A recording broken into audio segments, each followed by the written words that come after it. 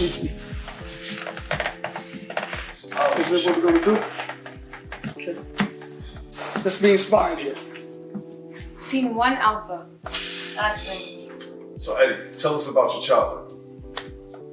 Well, I was born at Kings County Hospital in November 1977, Thanksgiving Day. My father is 15 years older than my mother. She was married to another man. She was separated at the time. And my father and her started dating a couple of years before that. My mother was sick, schizophrenic. She had mental illness. And to cope with her being pregnant with me, he and her used to sniff cocaine. So they was using drugs while I was still in her womb. I was born fine, no birth defects or anything like that. And 6 months later, it was in my father's apartment. My mother was in front of the window holding me. They didn't have window bars back then in apartments in Brooklyn. When I was 6 months old, I was in her arms and she was looking out the window. My father turned around and she was leaning out the window with me in her arms. He dropped his drink, ran and grabbed me and tried to grab her too. She slipped through his hands and she fell 3 stories down. 3 days later, in the hospital, she died for complications of suicide. So then my father's a single parent now. 6 months later after that, he meets my stepmother named Frances and he marries her. Once he marries Frances, I have a new stepfamily. She's the same age as he is. So my cousins and my stepbrother, they're all at least 20 years older than I am at this time. So me and my younger sister, we grew up in a household full of adult stuff. And this is during the crack era. So during the crack era, you have a lot of people that fell victim to it. So it was like in my household, it was like a lot of alcoholism, sex. Definitely seen, people snort cocaine in front of me. They crack in the bathroom where I had to use it, stuff like that. So I saw it all along. During this time, we was living in the Flatbush area of Brooklyn, which have a lot of poverty and drugs and everything like that in it too. So we grew up poor. I didn't have any positive role models in my life at that time because they was young. They was trying to find a way in their lives themselves. They was dealing with their own alcohol abuse or drug abuse or sex or their own relationships. So they didn't have time to really teach me or my sister how to become young people because they was dealing with their own issues, which is, as an adult, you understand that now. The only thing I had in my life that was positive, and my father loved me and I love my father. He was alcoholic, but he did the best he can raising kids by himself, best he could. And he taught me a lot about life. One time that no one else in my neighborhood liked baseball. And I spent the night with a friend one time, and he had a cereal box, Frosted Flakes. In the back of the cereal box, it was a coupon that gave away a ticket, a free ice cream, homemade ice cream, and a free ticket admission to a Met game, to the nosebleed section. So when I was 8 years old, I had no one to go with me. So I asked my friend, can I take the cereal box? And he was like, fine. So I take the cereal box home, I cut the coupon out, and then I take it, and then when I finally got to use it, I went to a Met game by myself. I jumped on the train. So I go to Shea Stadium, I get in, I give the coupon in the back of the box, and I go enjoy myself. I come back like 4:30 and no one even knew I was gone. My only bright spot when I was growing up was when I was like 11 years old. And my uncle, which was my mother's half-brother, he came into my life. He was working for the post office and he loved baseball. He loved softball. He used to play for the softball team for the post office. At that time, I had no one that liked baseball that I knew. I loved baseball. So he grabs to me, I grabs to him. I was his only nephew. He took me to baseball games. He showed me life outside of Brooklyn. He paid for everything. I actually thought he was rich, but he really wasn't. But anyone with money was, rich to me, and I liked it. But he showed me a different way of life, and that was bright spot. My life takes a different turn when I turned 12 years old. At 12 years old, 3 days after Christmas, I think the 28th, my parents threw a party at my apartment. Now, my mother, who my father married after my real mother died, she was diagnosed with cancer. So the cancer spread all over her body. She used to wear wigs and she was bedridden. So we used to have to wash her and clean her up and wipe her a lot of times. So it was this one particular night where my father was dating another woman, and they had this agreement that he could date other women. So this one particular night, he partied at my house, but he meant to go with his girlfriend that night. But he got so drunk that he didn't. So he stayed home with us. He slept in the bedroom with my mother. So around 3 o'clock in the morning, he gets up, goes to the bathroom. When he goes to the bathroom, he comes out the bathroom down the hallway, but when he comes back, he sees flames shooting out of the bedroom where my mother was at. Come to find out, my mother, even though she had cancer, she still liked to smoke cigarettes. So when she smoked cigarettes that night, she was drinking vodka with it. And then in the dark, she knocked the glass over between her and the bed, her bed and the desk, dresser across from her. So when my father went to the bathroom, got up out of nowhere, like a miracle from God, told him to get up, use the bathroom, because he was dead drunk. She lights a cigarette, and then she dropped the cigarette, and the cigarette drops out of her mouth and lands on the vodka on the floor and goes up in flames. So he sees the flames, he runs through the fire, right? He runs through all of us, goes to the fire, picks her up because she's bedridden. So he picks her up, takes her outside. Then he runs back in the house past the flames, and then wake 7 of us up in the house. Tells us to get out. His friends that overslept, that slept at the house, like their kids and me. He got all of us out. Then when he got out and we all got out the house, he ran by everybody's apartment and then knocked on doors. And to this day, he never had a burn scar on him. But he went to the hospital for smoke inhalation. We became homeless.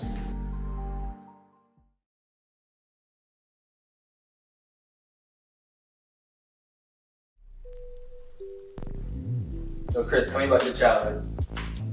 Well, I was born in 78 in Kings County Hospital. I was born premature to teenage parents. I was almost not supposed to be here. I was actually born in the same hospital that Eddie was about 4 months later. So that was actually a connection point that we found out about years later and sort of started the predestined love story that we have, us just starting out that way. I grew up with a really close, tight-knit family. I had my great-grandmother who pretty much raised me while my mom was trying to go back to school as a teen to finish up. And it became one of those things where it took a village to really help raise me up, as Chrissy, as they used to call me at that age.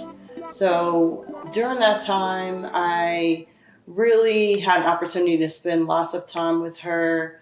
Everyone told me that, I wore this purse all the time, and it just reflected who I was becoming as a young lady.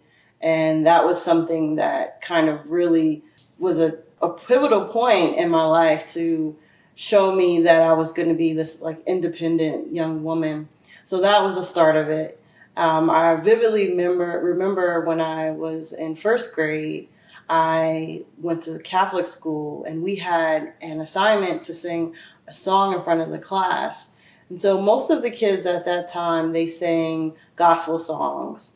And so that was expected since it was a Catholic school. But I ended up singing What's Love Got to Do With It by Tina Turner. And not only did I sing that song, but I sat on top of a table where my other fellow students were sitting and I sang the song. So that right there was also indication that I was becoming an independent young woman. During that time, we also had the crack epidemic starting in Brooklyn and, just across the United States. It was a rough time, especially in our neighborhood. We saw a lot of young men, turn to selling drugs. A lot of people become addicted to the drug. And that became a really scary time in our neighborhood. I lived in Crown Heights section of Brooklyn.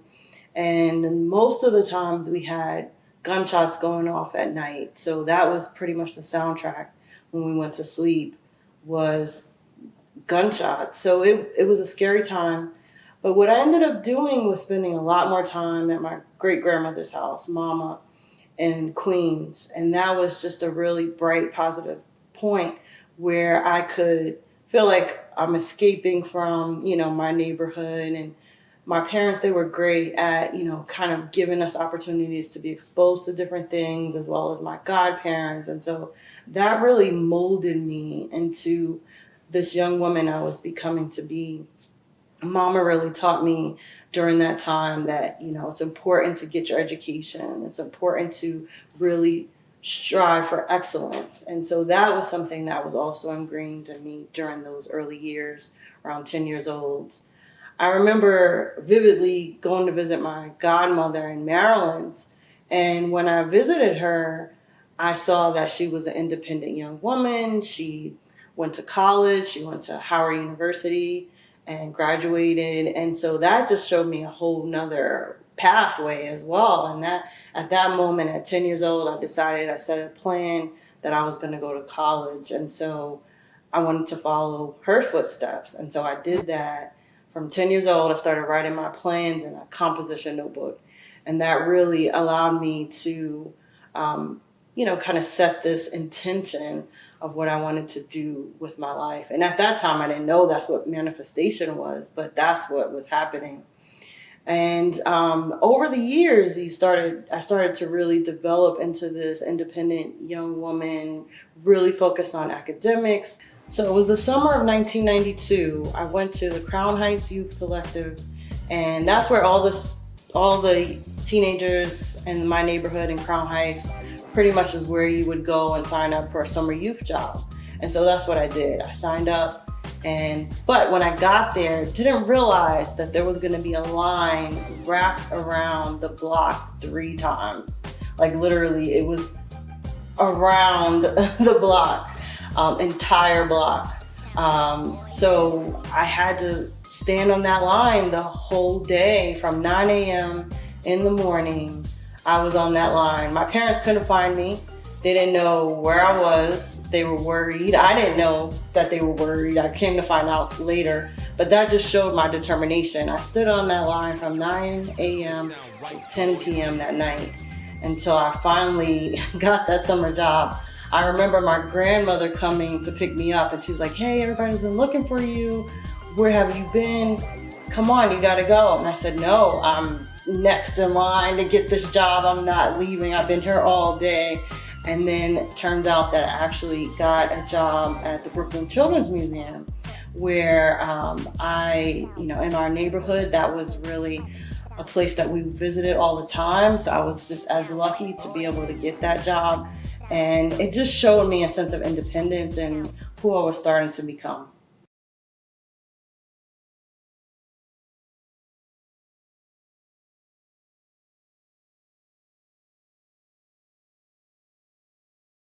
So Eddie, tell us how you and Christina met. Me and Chris met. We had to make a decision. My father, Big Eddie, comes to me and say, "Little Eddie, I got to talk to you. I applied for a unit in housing." He said, "In the projects." Now, I didn't know anything about the project. All I heard was, the projects was bad and crime and stuff like that. Because I grew up on this block that was crime ridden too, but I didn't know anything about the projects. So he said, "Well, it's up to you. We either wait and get our apartment fixed from the fire for 6 months, and that means we've been away from each other, or we can say, you can say, tell me, let's move into the projects, and if we move into the projects, that would be like 2 weeks from now." Where I was staying at, my friends in my old neighborhood, my friends kept laughing at me. Their parents gave me clothing and all that, but they kept laughing at me for wearing the hand-me-downs or the clothes I was wearing had smoke in it. So I decided to tell my father, "Well, it was up to me. Let's move to the projects. That way we'd be closer to each other, and I could stop hopping house to house." So in '91, we moved to the projects in Canarsie, Brooklyn. This is when I really fell in love with hip hop and music. My father was an old stone, so I grew up with the OJs and Marvin Gaye stuff like that. But then hip hop comes, and I really embraced it by being in the projects. Tribe Called Quest and all these groups coming out, and I'm hearing it, I'm hanging around them. And they took to me, I took to them. But it was still rough understanding that, I am a young man into this new environment. I hang out with them a couple of years, and then I go to high school. Now, before I go to high school, I went to the zone school. So since I picked the projects to go to, I didn't know what projects. It wasn't, I didn't know where I was gonna live at. So I went to Canarsie High, my zone school, and first couple of weeks. Before that, the weeks that led up to high school, I wasn't a good student. I was cutting class, everything, like even in 8th grade. So when I get to high school, my first 2 weeks there, I'm already cutting classes. So in the gym class, I met this young girl that was sitting next to me. And I thought she was interested in me. So one day I followed her to the lunchroom. Now we go in the lunchroom, and right at the table that she sits in, the first table, right when you open the door, it's 2 young girls sitting on the other side of that table. One is Christina. But at the time, I'm chasing this girl that she doesn't know, her friend. Now they all 3 friends, so I'm following this girl, trying to be with her. But the girl, I found out later, didn't like me. So every day, me and a friend of mine would walk these 3 girls to the train station, make sure that, they get on the train. But then one day, that girl that I liked didn't show up. So me and my friend is walking Christina and her friend to the train station because the other girl didn't come to school that day. So her friend comes up to me and goes, "Hey, my friend Chris, want to go out with you." So I'm like, Christina was in the back, and I'm like, why is she not coming up asking me herself? But even from that moment and to this day, Chris is a different woman. She is different from any woman I ever met. So, but I didn't see that at that time. So I'm like, okay, why she doesn't come ask me? So I looked at her. She looked fly. She was beautiful, and I said, okay, I'll go out with her. From that moment on, I walked up to her, we exchanged numbers, and when I called that night, from that moment on, I've been chasing her. Even in my dreams, if we break up in my dreams, I'm chasing her. So, I used to go to her class and give her roses, pick up every class and everything like that, hold her hands. And then after 2 or 3 years, my insecurities jumped in, and everyone had these. I didn't know until I was an adult that I had them, but looking back at it, my insecurities jumped in that I didn't have the flyest clothes, or I didn't always have a haircut, or I didn't meet the criteria of guys that wore things that I thought that she believed that she wanted in a guy. So I kind of had this feeling that she was going to leave me one day, break up with me. So to beat her to the punch, I broke up with her like an idiot. So I break up with her, like I think a day before her birthday or birthday night, something like that. And, it was heartbreaking. And to this day, I regret it, but we needed that to become who we are now to this day.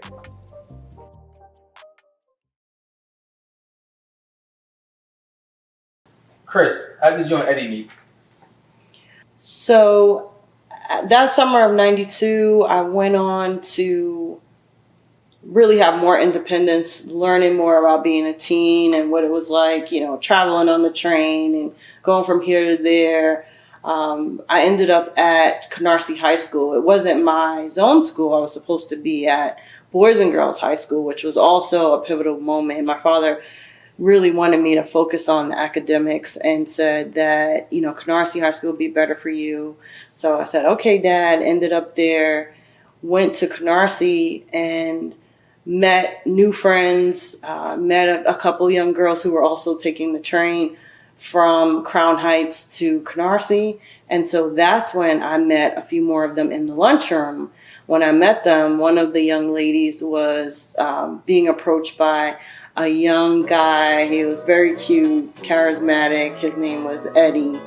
And I was looking at him, but I, at the time, had a boyfriend. It was the captain of the football team, the quarterback. So I was, a little distracted, but I just saw him in the corner of my eye and kept thinking about him.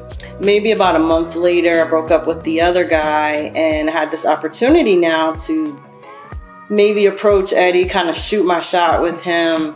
But I was a little nervous, so I had one of my friends just kind of play that matchmaker, go over, ask him if he liked me. And so she did. She said, hey, Eddie, do you like Chris? If she asked you to go out with her, would you say yes? And he said, yeah, okay, yeah, I'll do it. So he ended up doing that. We exchanged numbers, and it was kind of like all from there. He would then meet me at my class. We became a couple. He started bringing roses to my class. He actually interrupted my English class and told my teacher at the time, I would like to give these roses to my wife. And so he walked into the class, and the teacher surprisingly said, sure. And she allowed him to give me the roses.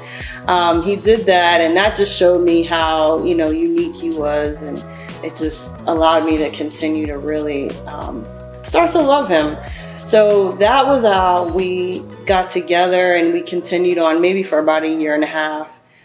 We broke up. He ended up breaking up. I wasn't sure why. And so, that kind of broke my heart. But he continued to meet me and pick me up after my after-school job, and, keep in touch with my brothers and my mother, and just allowed, I guess, everyone to know that he still was interested in me, even though we broke up.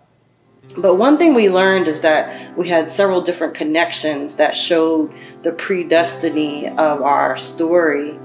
Eddie's godfather lived literally across the street from my house growing up in Crown Heights. I had no idea. And that was one of those connection points. I also, in 6th grade, my class and I, we performed Romeo and Juliet at Eddie's junior high school. And while he was there, didn't know that till years later. And then also his godfather, his uncle he lived near my grandmother. And that was another connection point where we kind of could have met, but we didn't. And so Canarsie was really the opportunity where this destiny finally met us up together. So that's kind of how it ended. So we thought. Yeah. So Eddie, tell us how you and Christina got back together. All right, so we stayed off and on for 4 years. One day out of nowhere, my cousin Taya, which is on my stepmother's side, she was going down to Maryland. So she took me out of Brooklyn for a couple of days. So I go down there and I meet my two cousins who's older than me. Now, I'm probably like maybe 17, 18 at this time.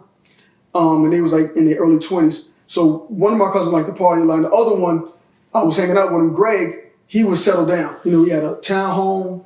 He had a nice car. He had a nice family. He was doing his thing. And I actually thought he was doing drugs, selling drugs, something like that. I just needed to jump off. I needed to get out of my area. So I looked at him. I said, hey, man, what are you doing? Tell me what can I help you? Can I, what are you doing, selling drugs, whatever, put me on. He said, nah, man, I just joined the Navy. I joined the military, joined the Navy, and then I got out, got a great job. I used my GI Bill, and I just followed the way of life. Light bulb goes off. If you're doing this and you inspire me, I'm doing this. So I get back to Brooklyn and I go see the Army recruiter.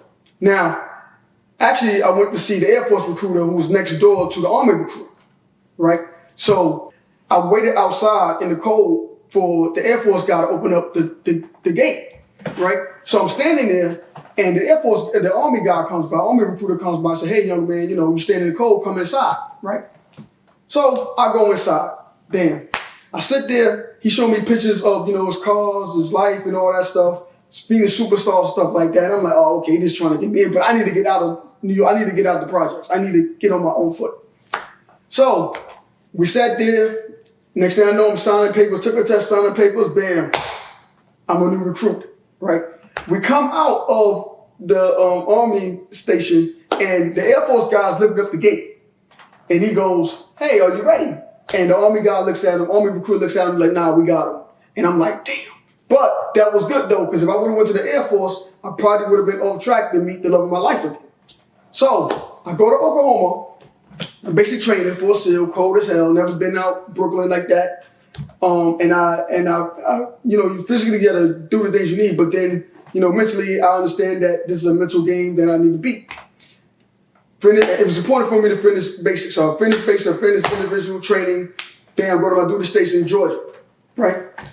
1 year in Georgia, I'm single. Now, in October, me and a couple of friends go to a club in Georgia. Fight breaks out. me and a couple of them get arrested, right? So we get in trouble.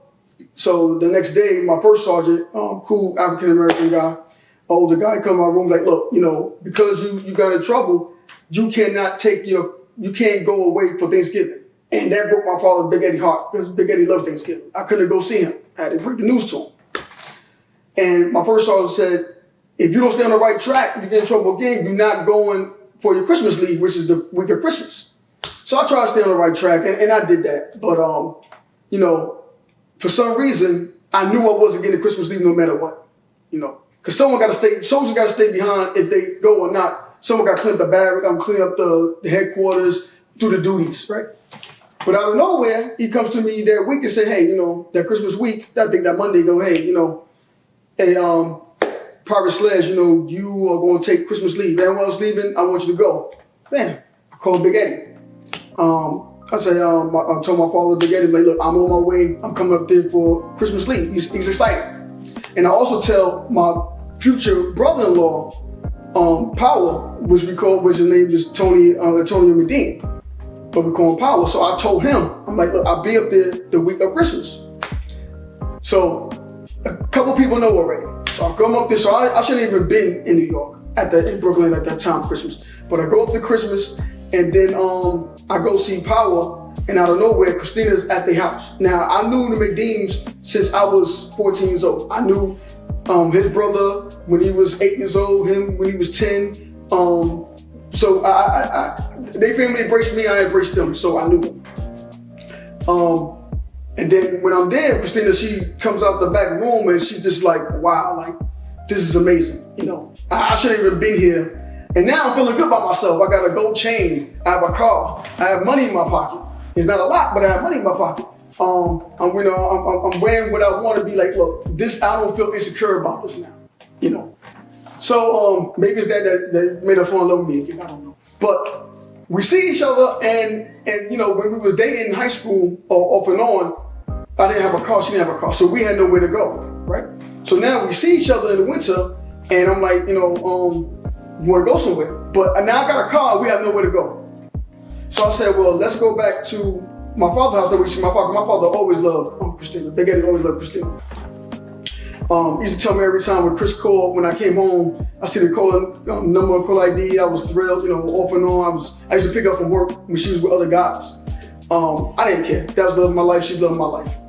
So we go there, we go to my house, and then I go in the back, go talk to someone in the back room, my father's house, apartment. I come back out the room probably like 10 minutes later, and Big Eddie pulls me aside. Now, if anyone knows Big Eddie pulls no punches. He's raw, but he's truthful, but he's lovable. Everyone loves Big Eddie till he lets you know he got to let you have it. So Big Eddie pulls me aside and says, hey, I talked to Christina, and she said that if you ask her to marry you, she'll do it in a heartbeat. No bullcrap. I'm like, so I'm thinking that Christina told him, because she, remember before in high school, she was shy. She had someone come up and ask me anyway. So I'm thinking she's shy again, and she asked him to ask me. So I'm like, oh, I'm definitely going to ask her. So later that night, we stayed at Big Eddie's house, and I asked her, I said, will you marry me? And she said, yeah, no ring or anything like that. I just knew she's going to say yeah. Because we met for each other, and she says yes. So, so we planned, the next day we planned to have a wedding years from now. Probably like 3 or 4 years. So, Big Eddie little fib turns out to be a big, it turns out his fib turns out to be something that we needed. Because that night I had no intention of marrying Christina. She had no intention of marrying me. We were still single. She lived in Philly, going to school in Temple. I lived in Georgia. So there was no way we make it long relationship work. But for some reason, the Lord touched Big Eddie and said, look, I need you to get these two together because I'm tired of them messing around, playing around. So he did it, So I go back to base and let my first sergeant and everyone know that I'm engaged. And my chief goes, hey, you not married? I said, nah, we just got engaged. He said, nah, I'm going to give you some time, take a week off, go get married to your girl, to your future wife. So I called Christina up, like, look, if anyone knows Christina, she's a planner. You tell her something, she runs with it, she plans, get it done. So I said, hey, Chris, I got a week off to go get married. Let's get married. I sung to her and the whole nine. I'm in love with this woman. She says yes. Next thing I know, she calls me back 2 days later. She tell me what we need to do, the marriage license, everything. I come up there. We get married. We elope. So once we eloped, anyone in the military tell you, even when you first start off, you make no money. You just straight broke, right? But you make it. So after we paid the license and everything like that, it was a snowstorm. We got married in a roadhouse. God married us, and she had a friend that we needed a witness. And we didn't want to tell anybody because it was quick. So we got one of our roommates, and the roommate gave us a look like, this ain't gonna last. Like, what are you doing? So our roommate was the witness. We still see our roommate to this day, and she laughs at us. So she stands there with a surprised look on her face, not knowing the love that me and Christina have for each other. So we say I do, and it's like a snowstorm. And I got a 1991 Chrysler New Yorker with over 175,000 miles on it. Any moment it could go out, right? So snowstorm. So I pick up, and we were so broke that I wore my Class A's, my only Class A's to get married, and she wore a high school prom dress. So we were broke, right? So I pick her up, put her inside the car, and I get in the car too, turn the heat on, and I look at my pockets, all we had was $2. We were broke. So as soon as we say I do, we only end up with $2 in our pockets. Broke. Nothing. And I took one of the quarters and called my father and said, hey, I just got married. And he goes, wow. So him and his girlfriend, Western Union, me and Christina, $50. We go to Western Union on a half tank of gas, almost on 1/3. Snowstorm. We get it. We get to Western Union. We go to KFC and buy our first meal as a couple. A 2-piece meal, something like that. And we never looked back.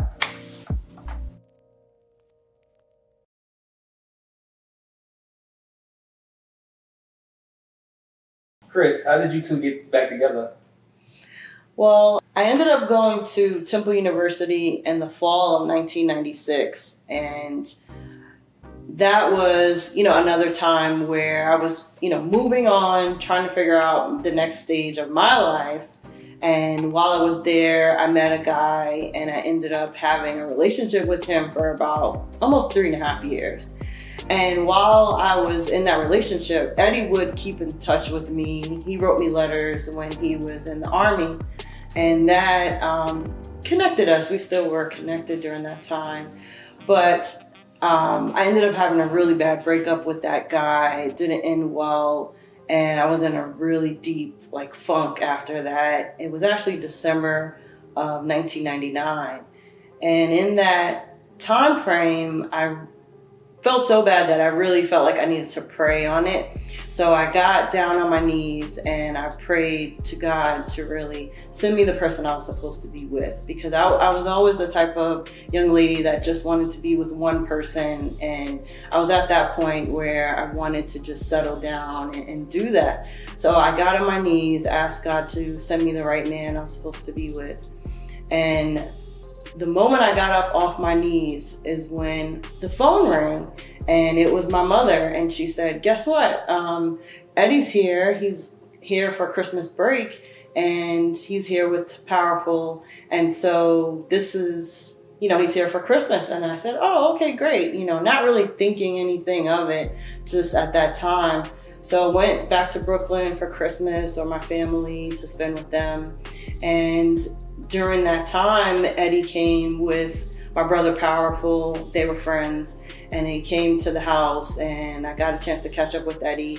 He mentioned that we could go out and just, hang out. He had a car now, and so he wanted to, take me out on a date. My father was there, and he said, yeah, you should go. So we ended up going on December 24th, which was Christmas Eve. We didn't know where to go. Now that he had a car, we had no idea what to do. We couldn't figure anything out.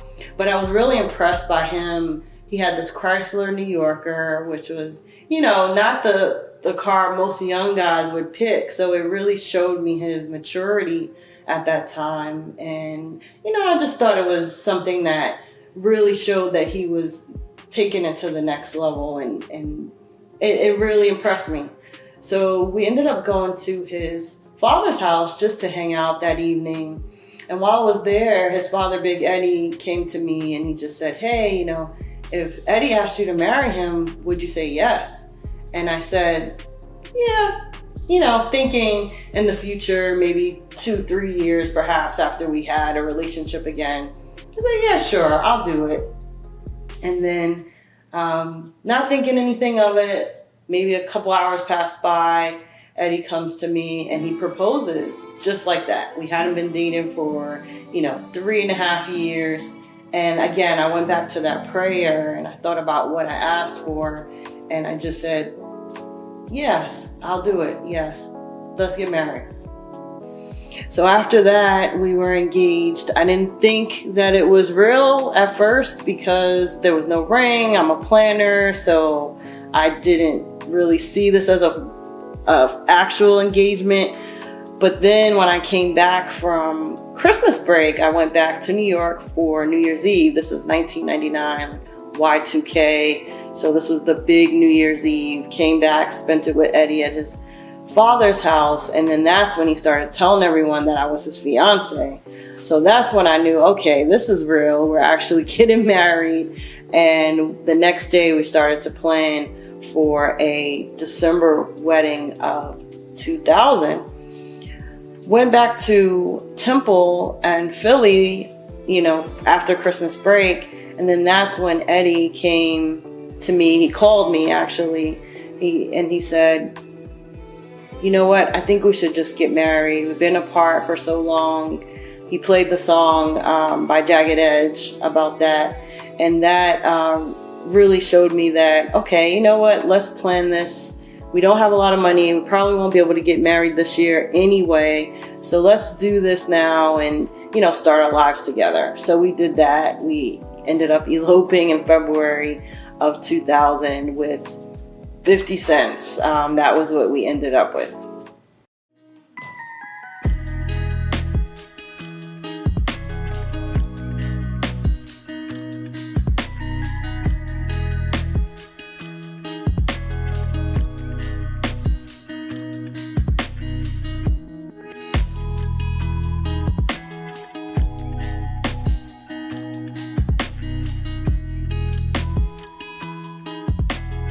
The message is you don't have to be counted out. It doesn't matter how you start in this world, but it is about how you surmount those tough circumstances and persevere. And that's how we were able to get to our happily ever after.